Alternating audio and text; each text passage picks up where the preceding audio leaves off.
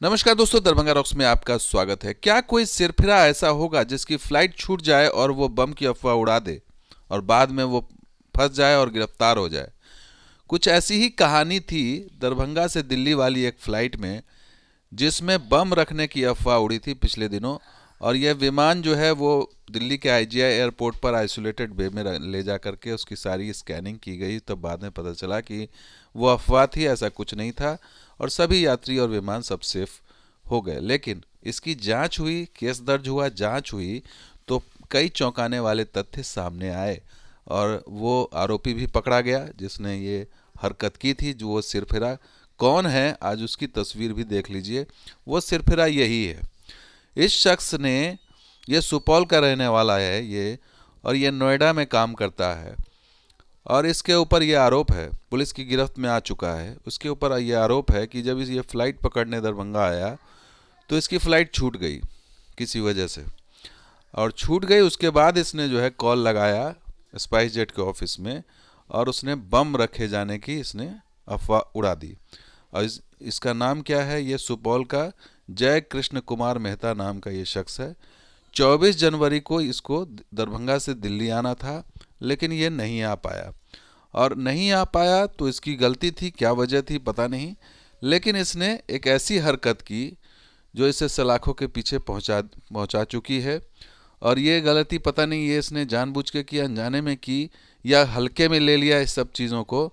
लेकिन ये गंभीरता तो जांच एजेंसियों ने बहुत गंभीरता से लिया है इसको। और पूरा जब खंगाला गया तो ये सामने आया, क्योंकि जांच एजेंसियों के नज़रों से तो आप बच नहीं सकते।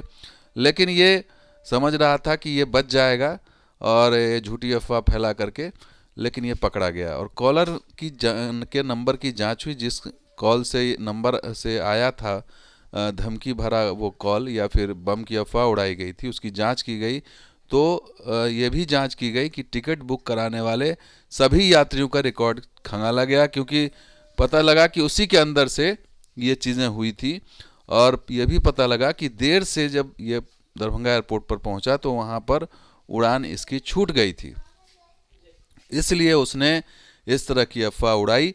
और इससे हालांकि अफरा तफरी तो मची, लेकिन ये पकड़ में आ गया और ये पकड़ा गया। तो इस तरह की हरकतें ये जो है करना, ये जानबूझ करके आ बैल मुझे मार वाली कहावत है कि आपकी अगर फ्लाइट छूट गई तो आप इस तरह की हरकतें करेंगे तो ये एक आम आदमी या एक आम सोच समझ वाला आदमी तो नहीं करेगा, नहीं समझदार आदमी।